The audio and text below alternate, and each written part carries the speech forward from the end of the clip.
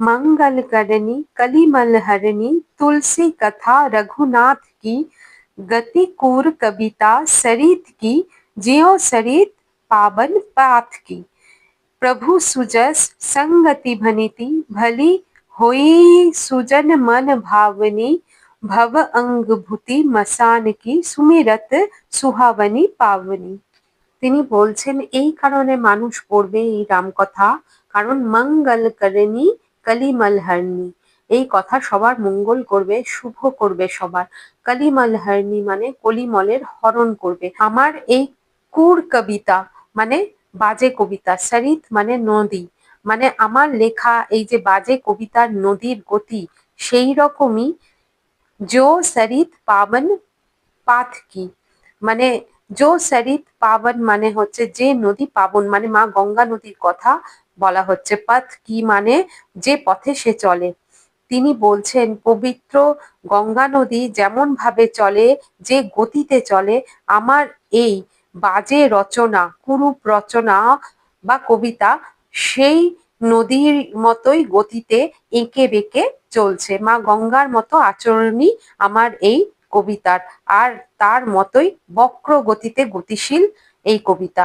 মা গঙ্গার মতোই অগ্রসর হচ্ছে, আর মা গঙ্গার মতোই কলিমল হরণ করার ক্ষমতা রাখে আমার এই রচনা। এবার বলছেন তার এই কবিতা বাজে হলেও এর বিশেষত্ব কি।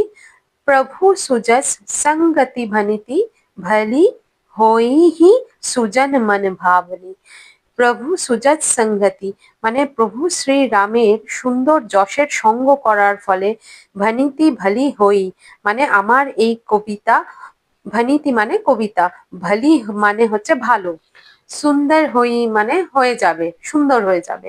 সুজন মন ভাবনি মানে সুজন বা সজ্জন ব্যক্তির, মন ভাবনি কথাটার মানে হচ্ছে মনকে আনন্দ দেবে, মনে ভালো লাগবে, মন এই কবিতার মধ্যে স্থায়ী রূপে আনন্দ লাভ করবে।